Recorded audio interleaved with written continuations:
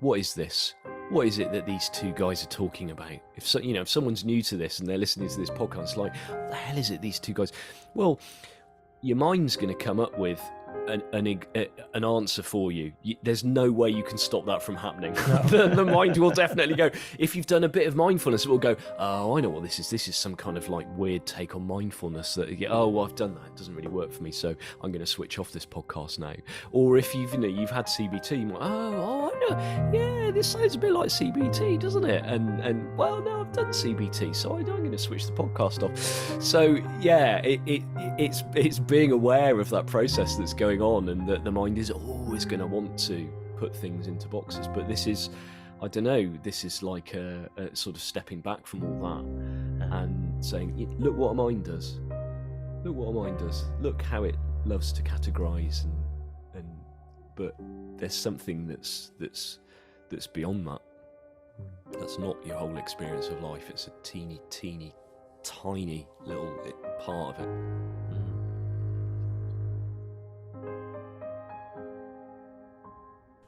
Välkommen till podden Human Change med Daniel Magnusson.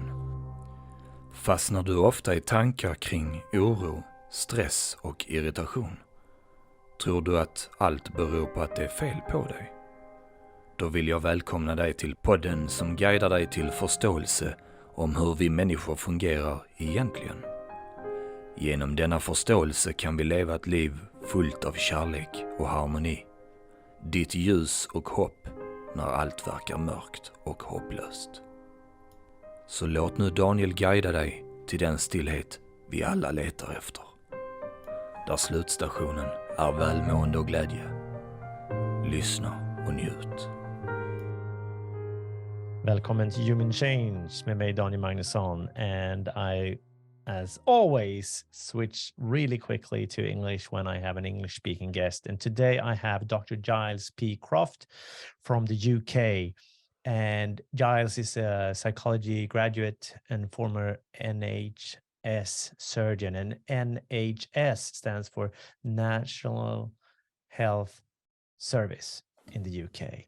And he was working as a surgeon, and then he's working as a coach and trainer who shares a groundbreaking new approach to well-being that helps people find freedom from chronic mental stress and all its harmful effects.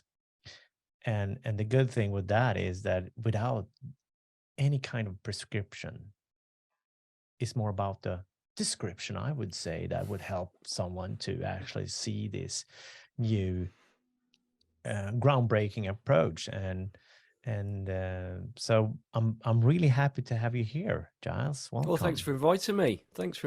It's lovely to be here. Yeah, nice. And so you've been working as a surgeon, and you studied psychology, but you never went for psychology. Why is not? I was very curious about the way the mind worked. Always have been. I think, yeah, not entirely sure why, but there we go. Always just had a curiosity in what makes people tick. Maybe it's why I went into medicine in the first place. And I think as I was training for the first couple of years, I thought I might want to go into psychiatry, and we have an opportunity here in the UK to take a year out of our medical studies to sort of complete one of the basic sciences that we do in the first 2 years, and it just made total sense to me to do psychology. Couple of reasons, one, like I say, I was very interested in it. Two, I wanted a bit of time off, to be honest. I'd had 2 years of university of like basically having a job. I mean, it was like 9 to 5 lectures with homework and exams all the time. I was absolutely exhausted. So when the opportunity to sort of step back from all of that and take a year out, and I think I went from having 9 to 5 lectures to having 4 hours on a Monday morning, 4 hours on a Thursday morning, and that was about it. So it was brilliant. I got to be a proper student. But I did the psychology degree, which was like a year and a half, and I was fascinated by it.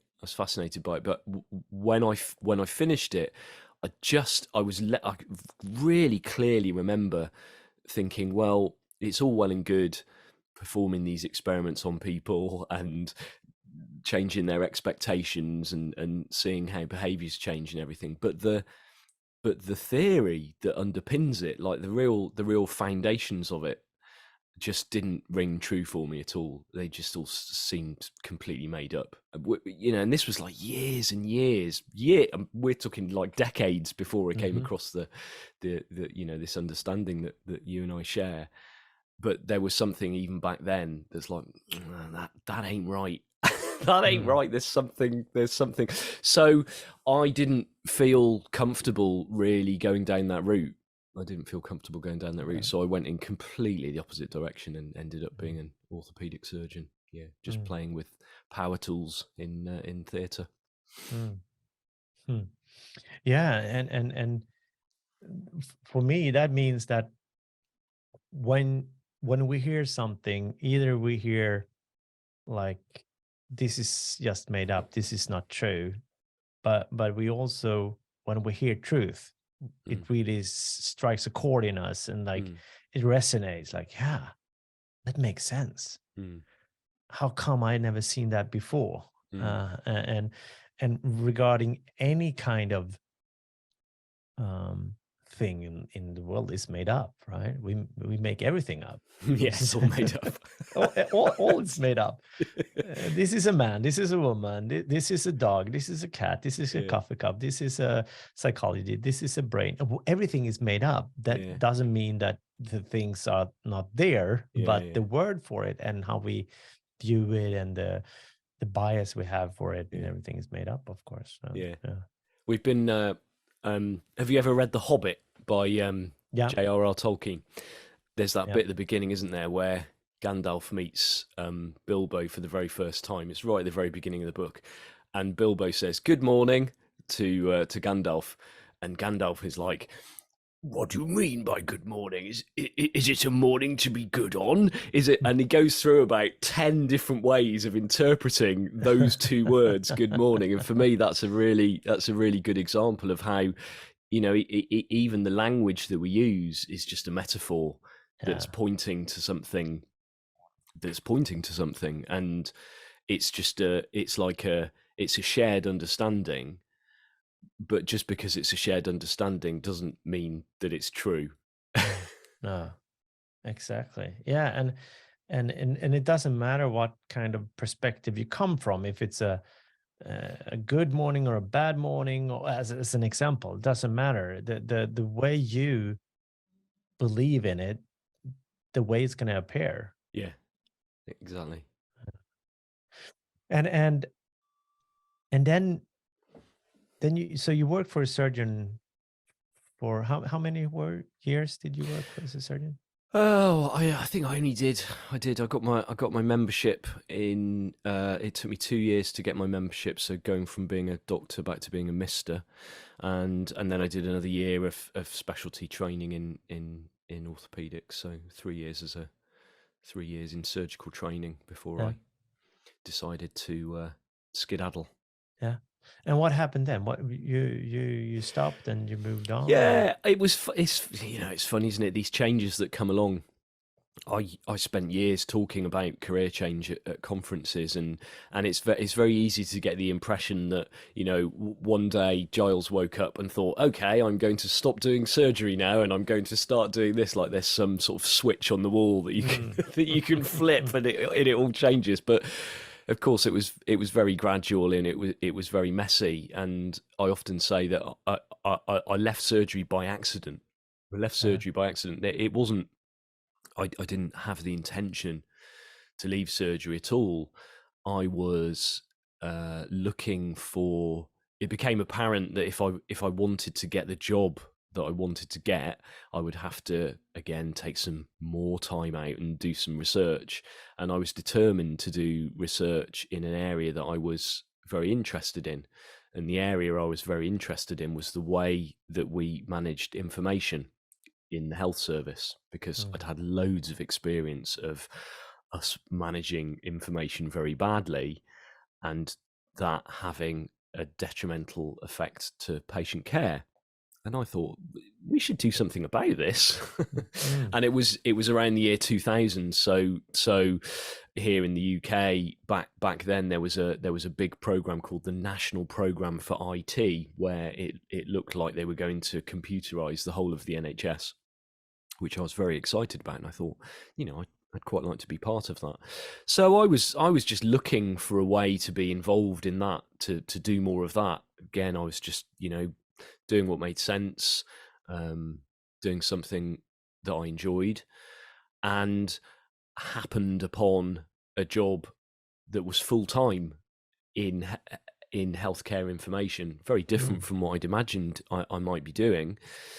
And it was only really when I started doing that job that I sort of realised I think I prefer this to. I don't think I'm going to be going back.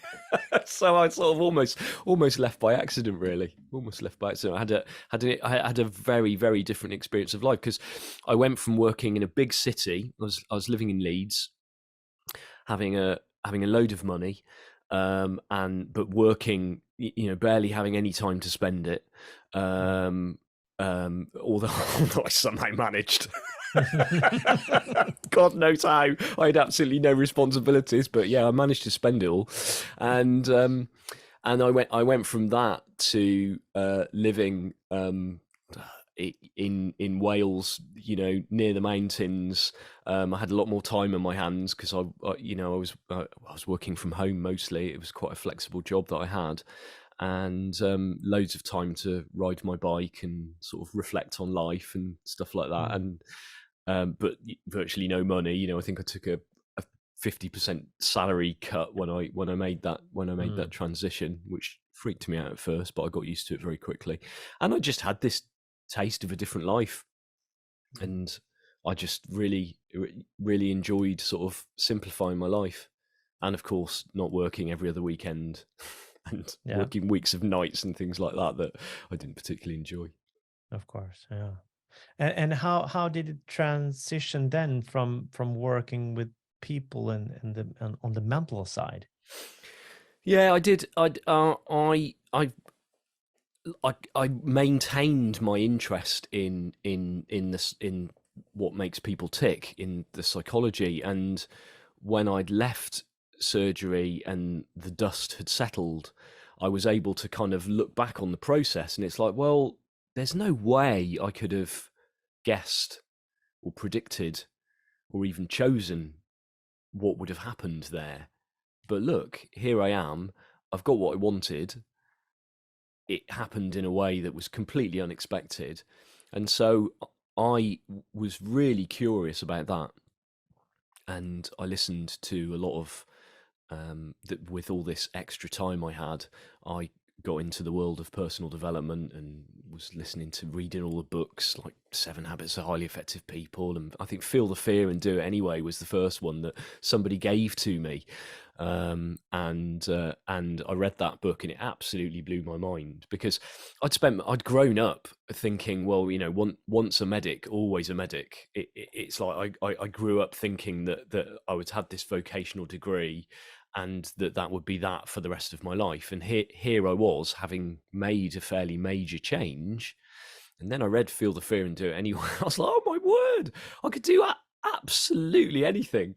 Like I could do. That was the first time that it really hit me. Oh my word, it's all fluid. There are no rules. There are no rules. I was under the impression that there were rules. I don't know where I thought these rules were, Daniel. Sitting in a book on a shelf somewhere, I don't know. But I really thought there were rules about what people could and couldn't do. Just seemed completely natural. So reading that book really opened up my eyes, and I got into the world of personal development. And I ended up, I was invited once to share my experience of leaving medicine at a career change conference for medics. And I just said yes without really knowing what I would talk about, and it turned into a bit of a sort of a side hustle, a side career of regularly speaking at conferences about the general process of career change. And it's funny because when I look back now, when I came across the inside out understanding, the innate health understanding, the three principles. I look back at that 10 years of speaking at conferences, and it's like, oh, that's what I was talking about. I had absolutely no idea that that's what I was talking about, because the talk that I used to give about career change was very, like you said in the introduction, it was very descriptive. It was like, well, look, listen, guys, if you're going to change career, these are the sorts of things that you're going to come. These are the sorts of changes that you're going to feel. These are the things to look out for. I want you to not make the same mistakes that I've made. So I'm going to describe how it's worked. And I've seen it for myself, and I've seen it in a whole load of other people. This seems to be how it works. And then eventually, I sort of tired of doing the health IT work. I didn't find it particularly fulfilling, and I just decided that I was going to bite the bullet, as it were, and just stop it and start doing something completely different. So I thought, I'm going to find a way of taking this career change conference talking that I'm doing into a one-to-one setting. So I sort of went off and did a life coaching course, and it was during that, really looking for my own way of coaching, looking for my own way of spending time with another individual human being, that I stumbled across this understanding. It was like, oh, of course, that's what's going on. That's what's going on. That explains everything. Oh, why didn't someone tell me sooner?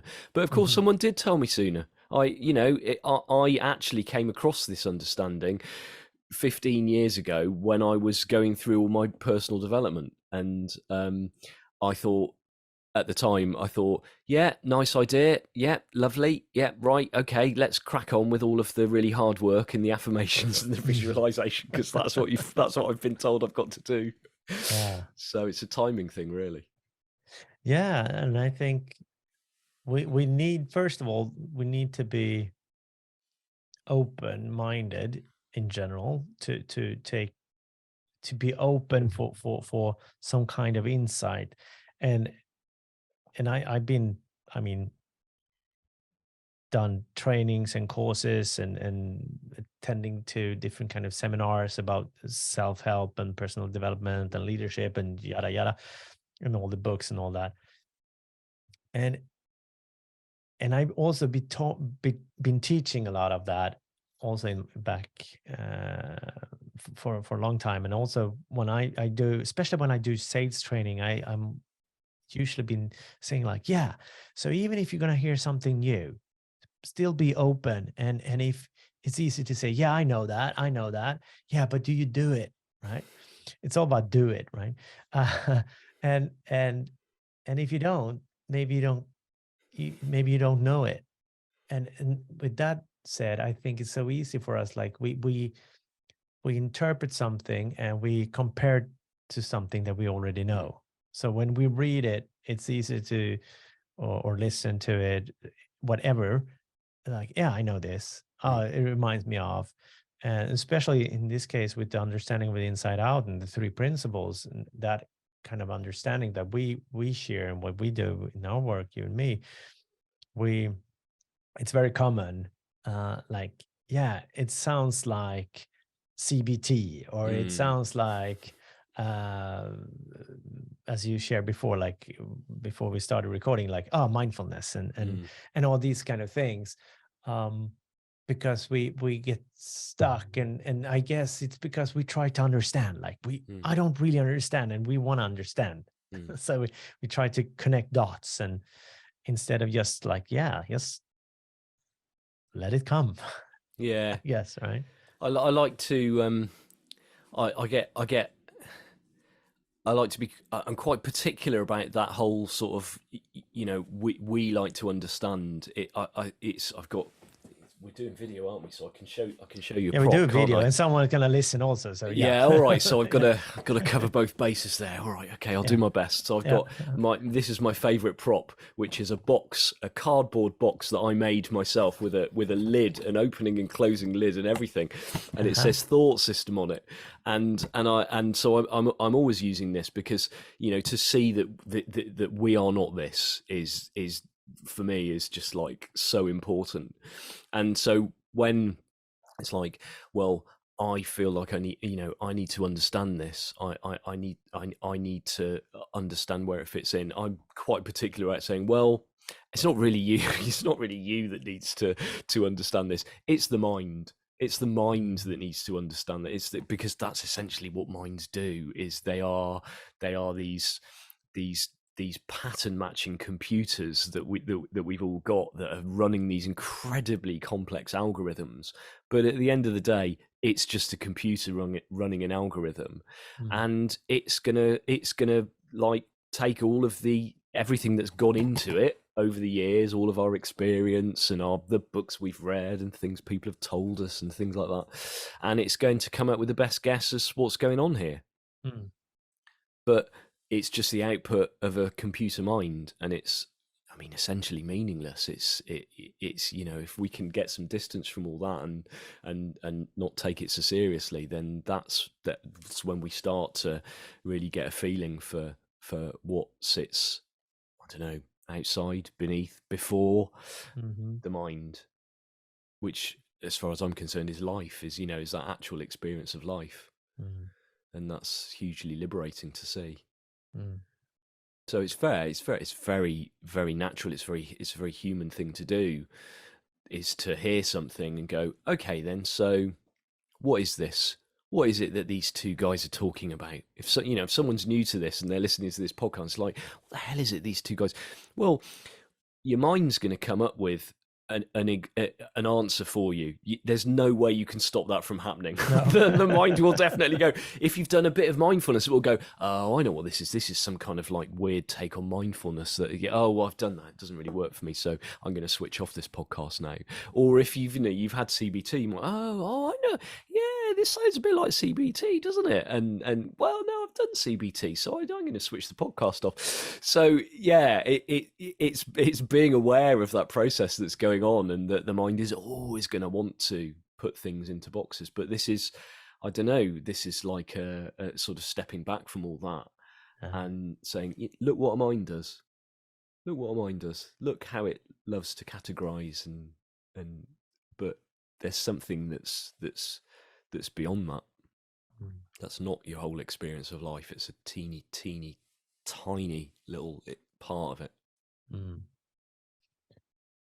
The box in itself, with the mind and the brain, right? Where we store it. And I wouldn't say like, yeah, that's another deep question. Like, okay, where do we store it? Do we actually store it in the brain, or do we store it somewhere else? Who knows? Who knows? Right? And I don't care.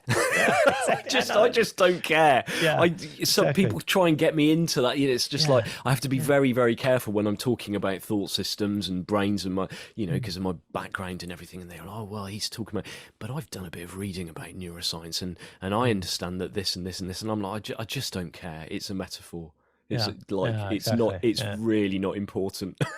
No, it isn't. And it's like, I mean, if you're a brain surgeon, it's really important to know about the brain.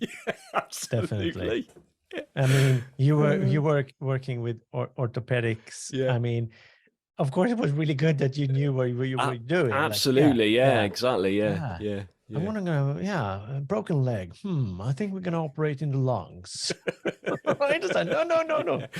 Wrong part. But if we look at like the box with the thought system, and that's how we store stuff.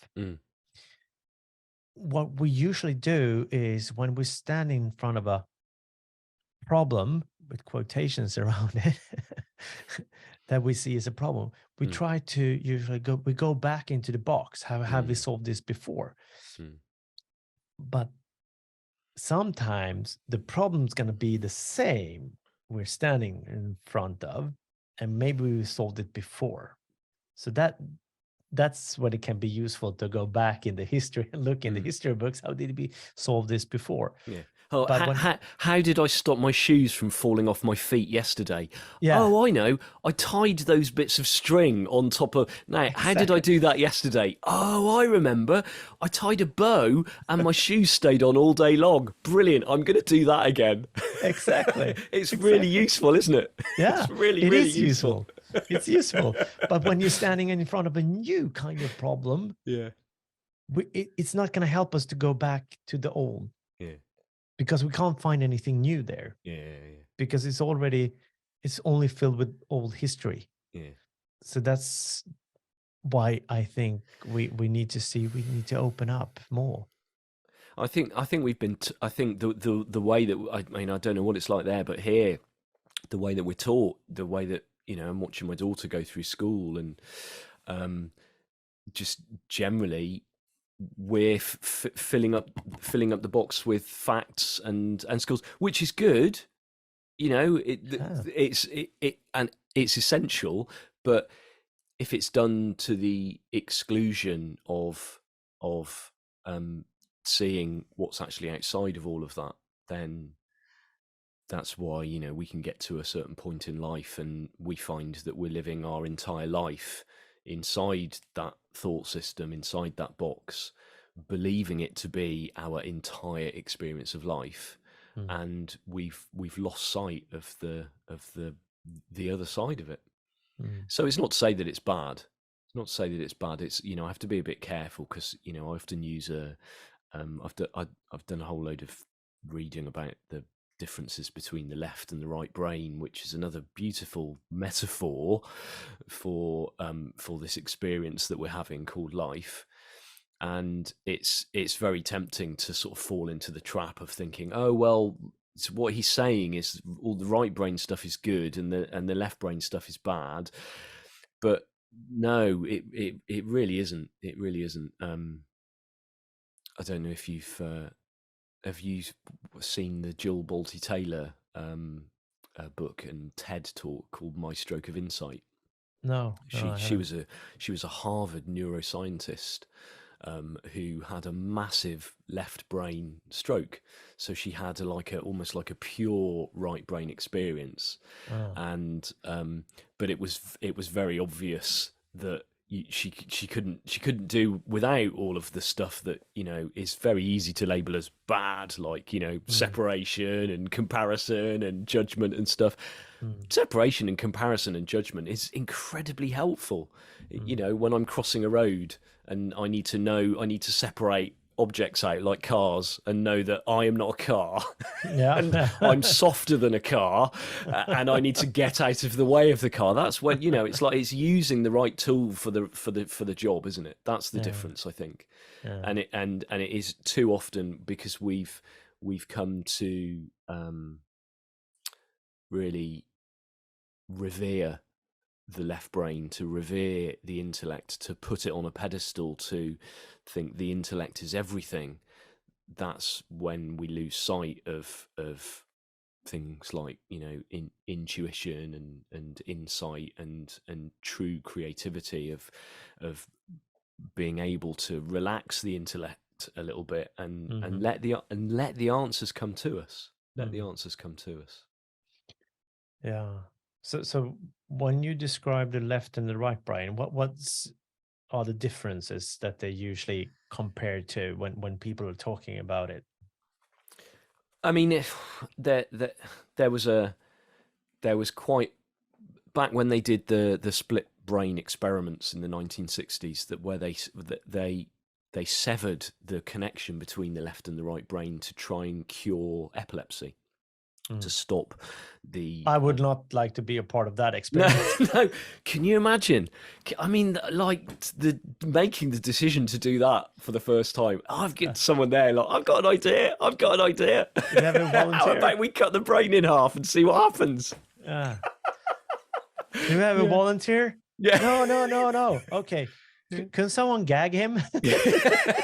Make him shut up and put him on the. I don't know. Hopefully, it wasn't made like that. But fascinating history to read as to how they how they came up with that decision in the first place. But that then enabled them to essentially perform psychology experiments on giving information to one side of the brain only and seeing how it dealt with it, and then almost like they were able to quiz the other side of the brain. So there's some fascinating experiments that they did where they would give the right brain, which can comprehend, but it doesn't have language itself. It can't, it can't speak, it can't conceptualize. So they would give an instruction to the person, and something like, would you go out of the room and walk back in again? And so they would do that, and then they'd ask the left brain in isolation, which was disconnected from the right brain that had been given the instruction, why did you leave the room? And the only legitimate answer that the left brain should have come up with was, I don't know. I don't know. I observed it happening, but I don't know. I don't know why I went out of the room, because it doesn't know, because it wasn't given the instruction, and it is not connected to the side of the brain that was given the instruction. But every time it would make something up. It would make something up. It would confabulate, and it wasn't like the person was sat there going, "Oh, I'm going to make something up here." They truly believed, that they truly believed what the left brain came up with. They're like, "Oh, I just, I just really felt like I wanted to stretch my legs. I needed to go and get a drink." And they're like, "Well, you haven't got a drink." "Oh, yeah, I forgot to bring it in." It's like, and they absolutely believed everything that they were saying. Because the left brain just didn't know, it didn't have the information, and that's incredibly telling. It's incredibly telling. It's like, oh my word, yeah, no, it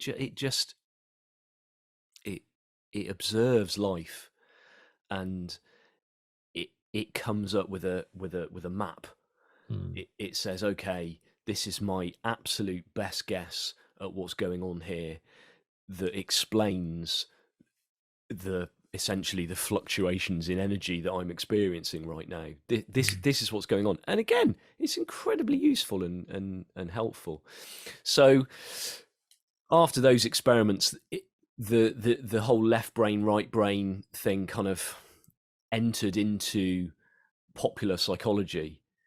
And it became a bit of a cliche. It was like, oh, well, I'm very left-brained, I'm very analytical, or I'm very right-brained, I'm very creative. And it doesn't really work like that. That was dumbing it down. So it very much went out of fashion. It went out of fashion. And then there's an absolutely marvelous book called The Master and His Emissary by Professor Ian McGilchrist, who's done a lot of work on consciousness and the nature of experience.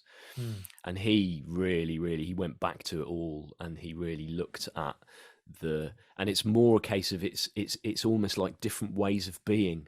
It's different ways of attention. Like the right and the left side of the brain do very similar jobs, but it's the way in which they do them that differs so much. And for me, that's why it's such a beautiful metaphor for this experience that we call life, because there are almost two ways of being. There's that very much, there is that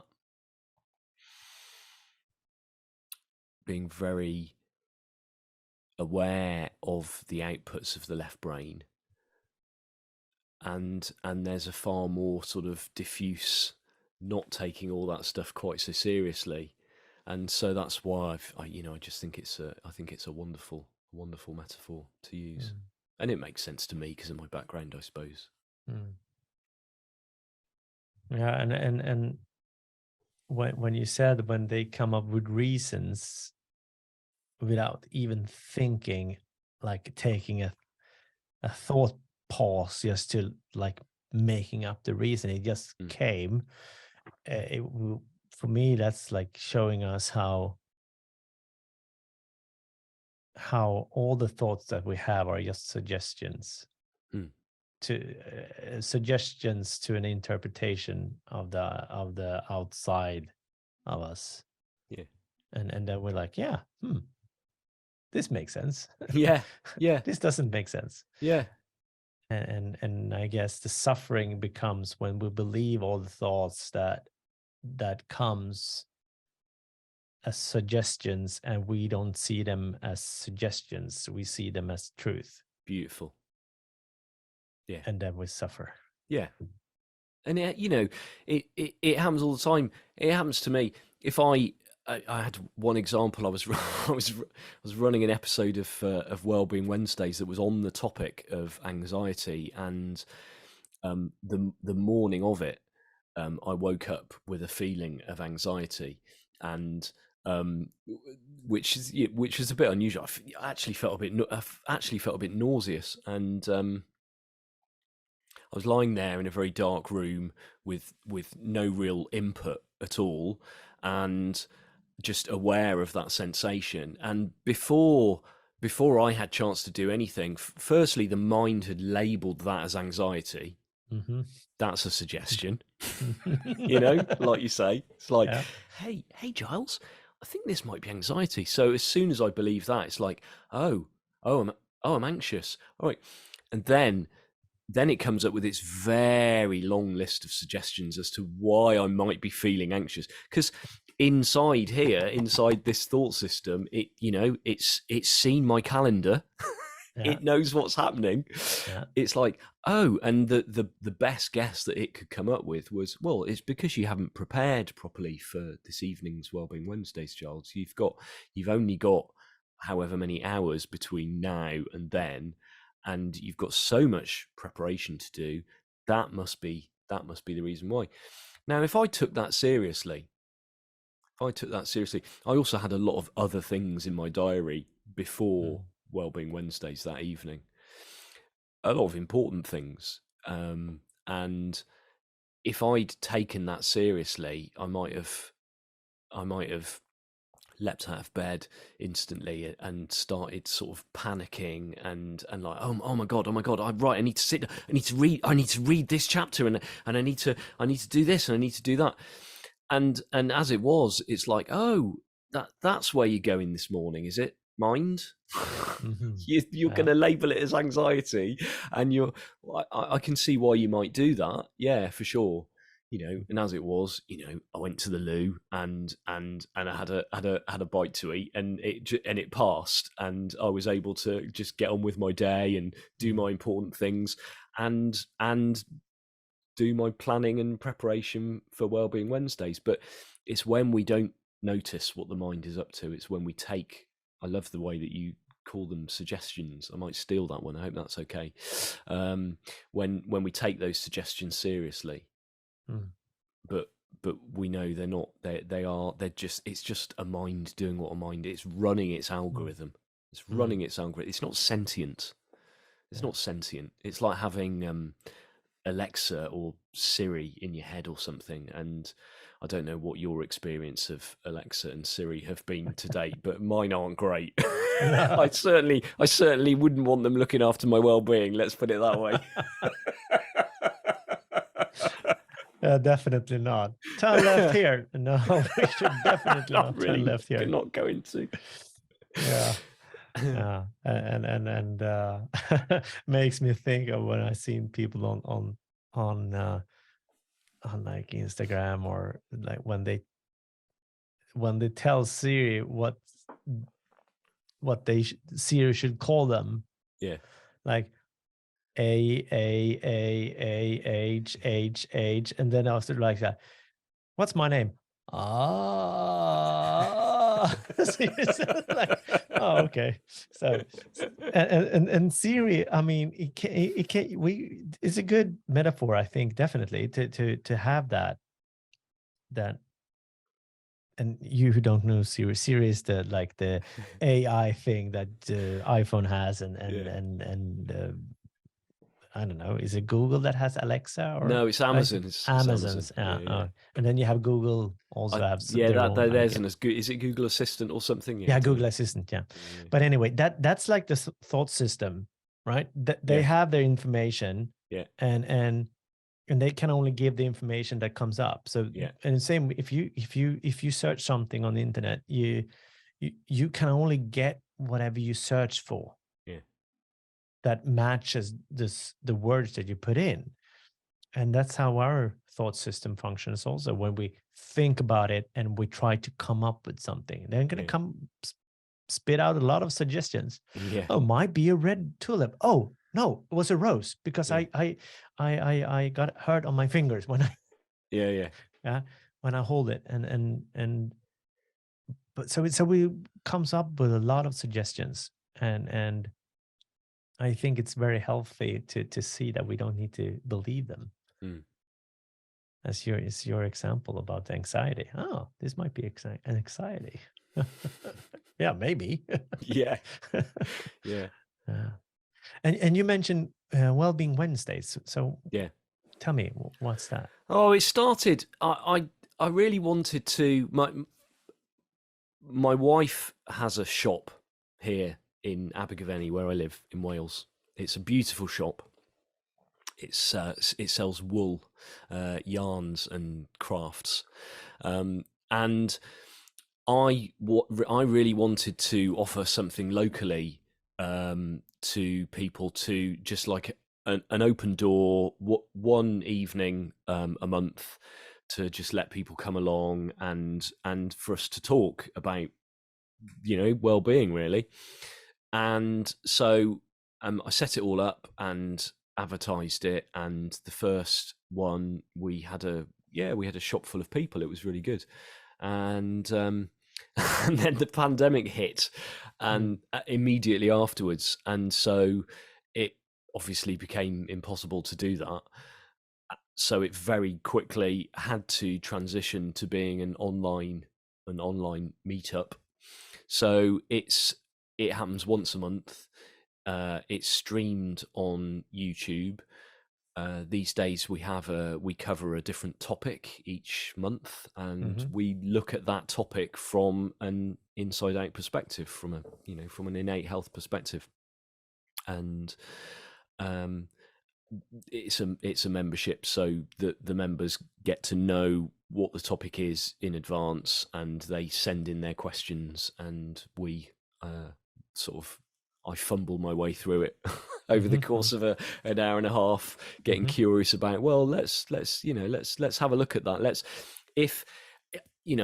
I'm a scientist, so I like to be logical about stuff. It's like, well, all right, so let's go back to the basic principles of what we know here. Well, we know where our feelings come from. We know what's happened. So let's look at that situation from that perspective. Let's work outwards, and we see what happens. And so it's been going for, well, since the beginning of the pandemic now. So it's it's getting up to 3 years.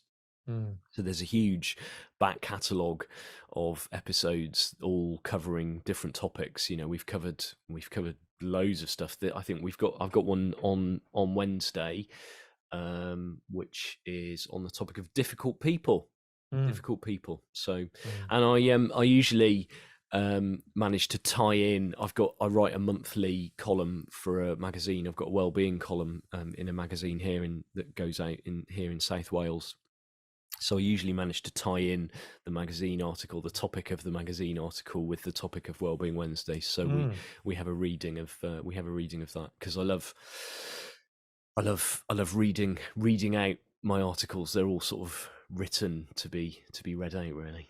So that's Wellbeing Wednesdays, and it's got an international audience now, and it's a nice place for people to come and hang out for 90 minutes each month. If you want to learn more about it, head over to my website, gilespcroft.com/wellbeing, and all the information's there.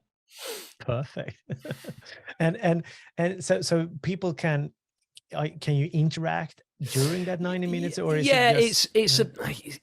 there's a little bit of a delay depending on what the internet's up to that day. There's a little bit of a delay, and if people are, I think the way it works with they can live chat during it. Yeah. So I'll sometimes ask a question for the live streamers. And you know, people will answer in the chat if they're, you know, I think you have to be logged into your Google account or something to be able to do that.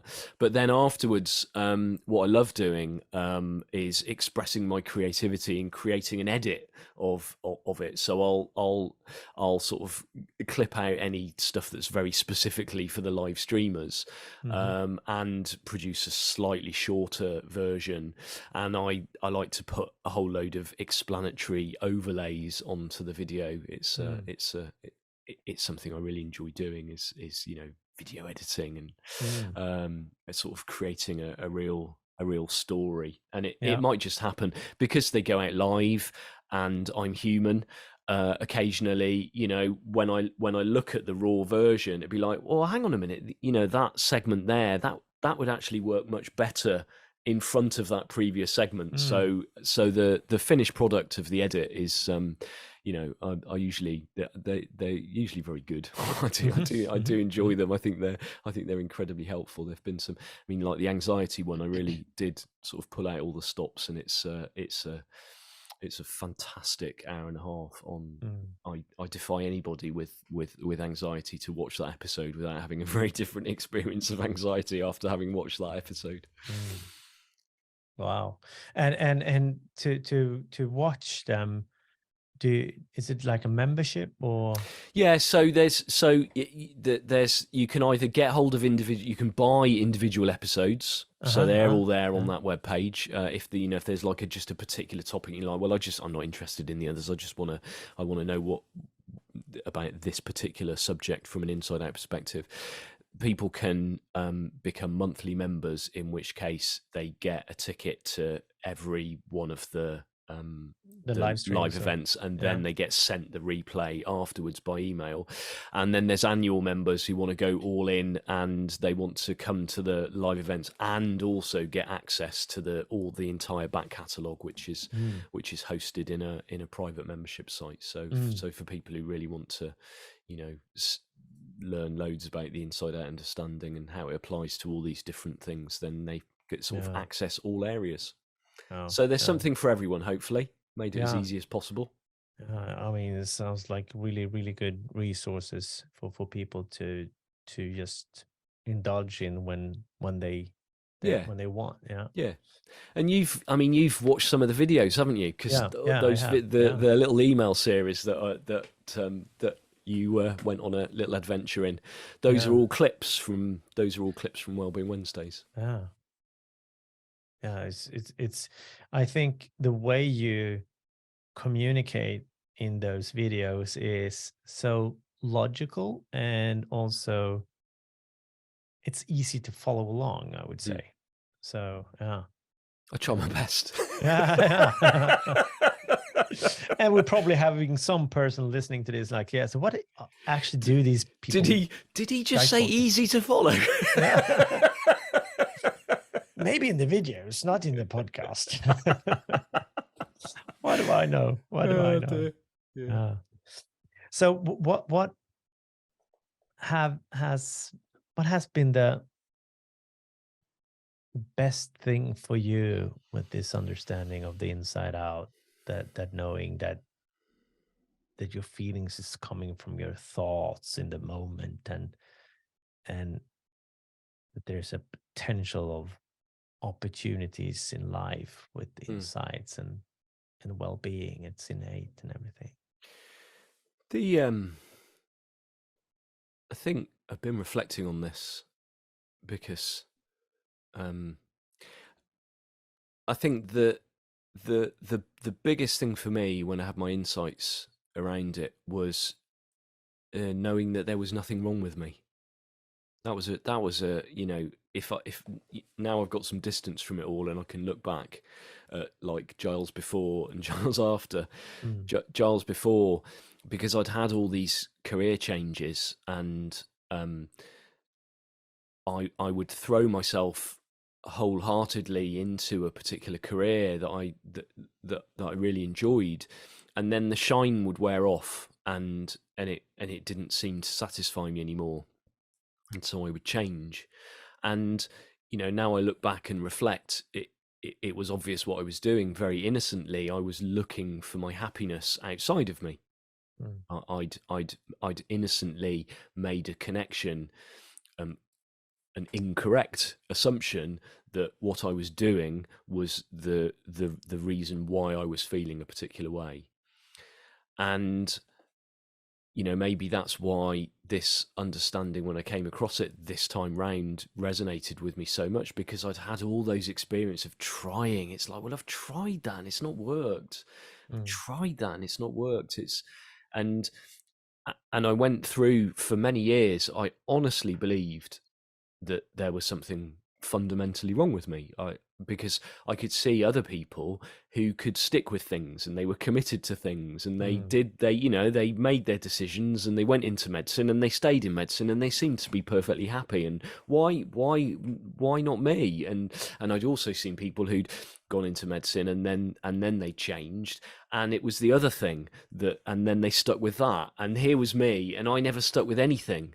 And I also had I remember very clearly once my mum, I was probably having a bit of a moan to my mum, and I remember her sort of wagging her finger at me, which is always, and say, the trouble with you, Giles. And when a parent says that in the back of your, this goes, well, they've kind of known me, or in a way they've known me longer than I know myself, so I think they probably know more about me than I do. That's like, better. I'm all ears, Mum. Yeah, what is the trouble with me? Yeah. She says, you don't stick with anything. Well, I took that on as a belief. That very, very firmly got in my thought system, and it's like I took that on as an identity. Oh, I'm a person who doesn't stick with anything. I mean, imagine how I showed up in life having taken that on as a belief.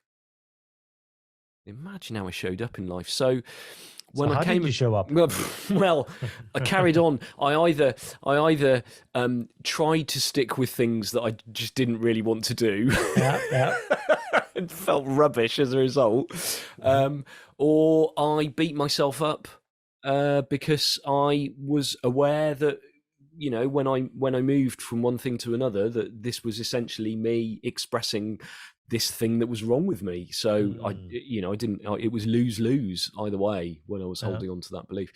But when I came across the 3 principles, it did, just like the weight of the world came off my shoulder. Honestly, I can't explain just how liberating it felt, because it was like, there's nothing wrong with me. It was all innocent. I was innocently trying to find something outside of myself that's actually already within me, and there is nothing I need to do to access it. Like, there's just like, there is no perfect set of circumstances that is going to guarantee I feel a particular way, because it just doesn't work like that. I've been looking in the wrong place for my happiness. And so for me, that, looking back, that was definitely the biggest thing. That was just such a relief. It's like, oh God, yeah. And look, when I look at my career change talks that I've been given, I've been saying this all along. I've been saying it, but on some level, I didn't truly believe it. Yeah. And in the moments of realization that came, it just became embodied. It was like, oh, of course, that's how it works. That's nice. Of course, that was what was going on. Yeah.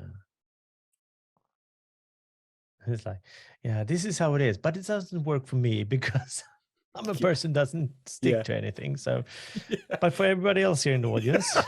Yeah, I did.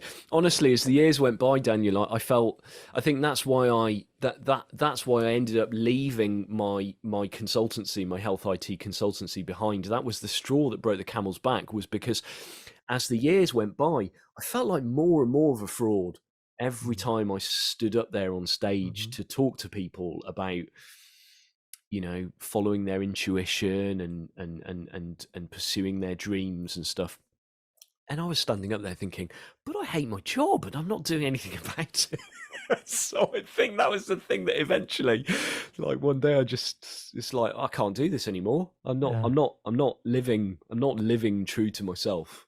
Something needs to change. It's like you were pointing people in a direction, but actually you were trying to point yourself in a direction, but you didn't want to listen.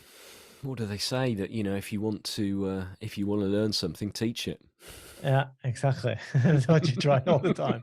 Like, yeah, maybe you should start listening to yourself. Like, yeah, maybe. Yeah. But this is go for me because I'm a person who never sticks with things.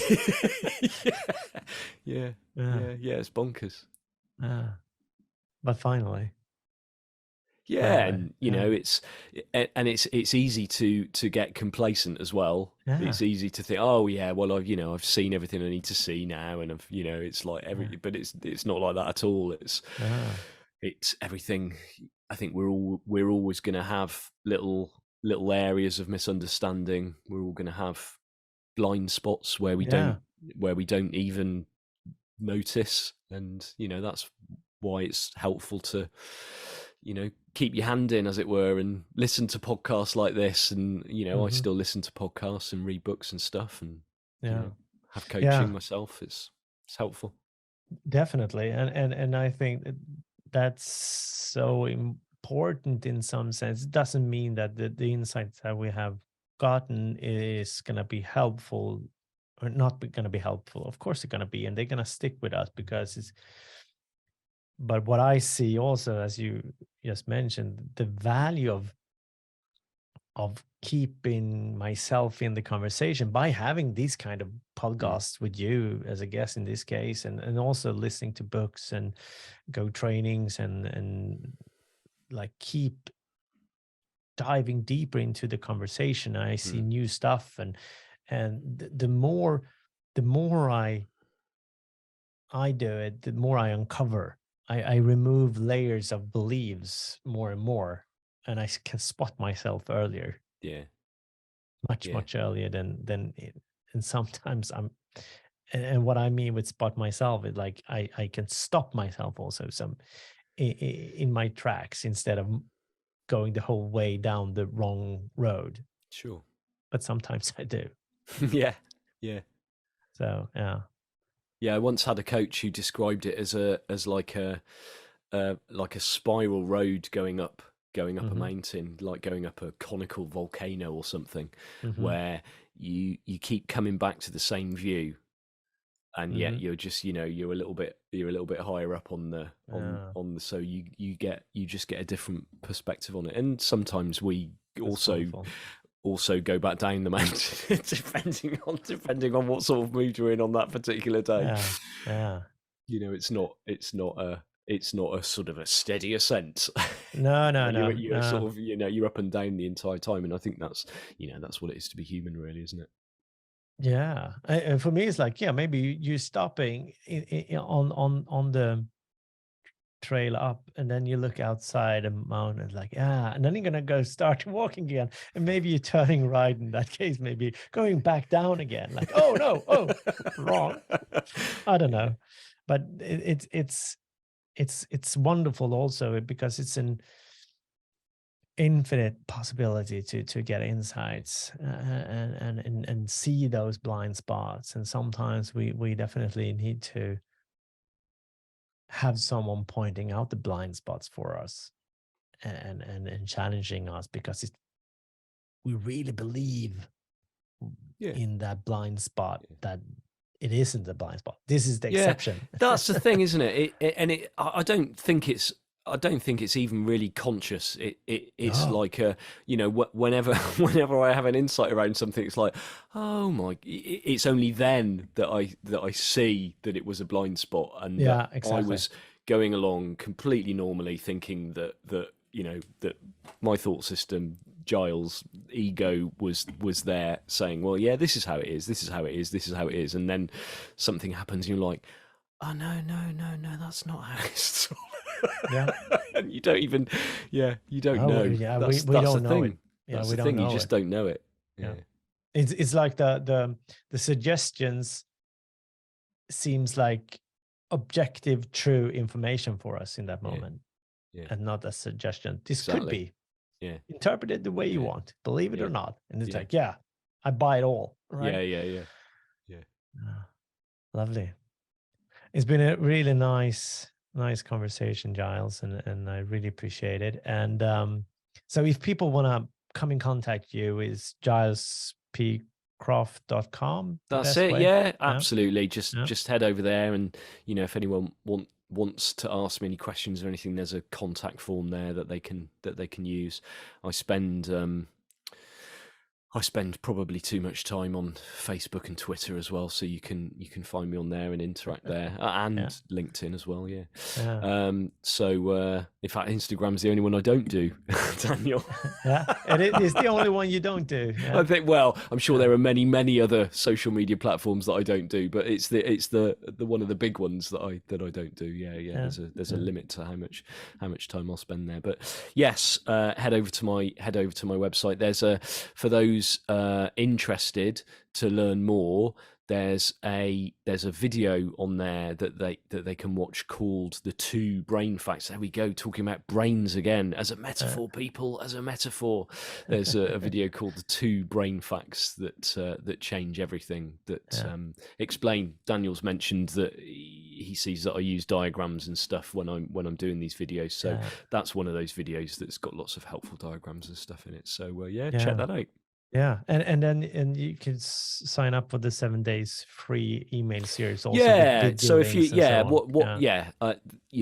watching that video, you'll get a series of emails that sort of very, very gently kind of like walk you into this understanding. So enjoy.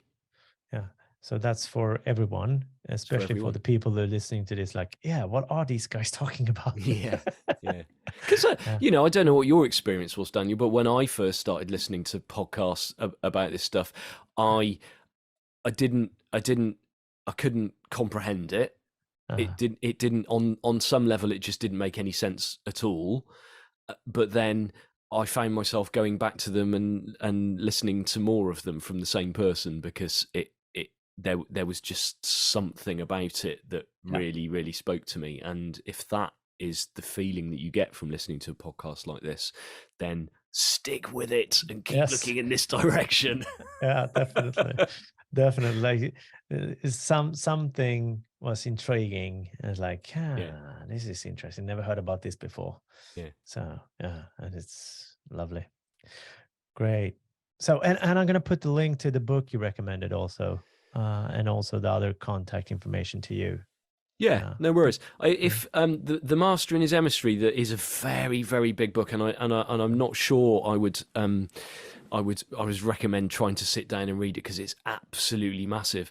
But there's actually a film of the book, a documentary, which is 1 hour and 20 minutes long, and it's absolutely brilliant. And it's called, remember, so hang on, let me just tap into my thought system here for some facts. It's called The Divided Brain, and I really recommend that you watch The Divided Brain, and of course the Jill Bolte Taylor TED Talk, which is free. Yeah, I'm gonna put those. So I'll send you links to both of those. Yeah, perfect. Well, thank you, Giles. And if you would just say something like last words to listeners, what would that be? There's nothing wrong with you. Relax.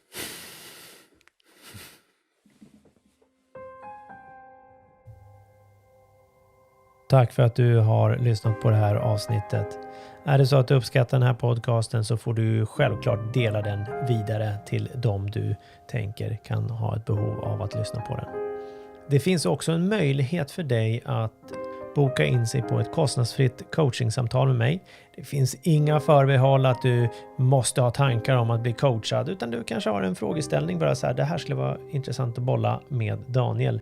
Så kan jag hjälpa dig på något sätt, så gör jag det mer än gärna. Skicka frågan till mig på daniel@humanchange.se.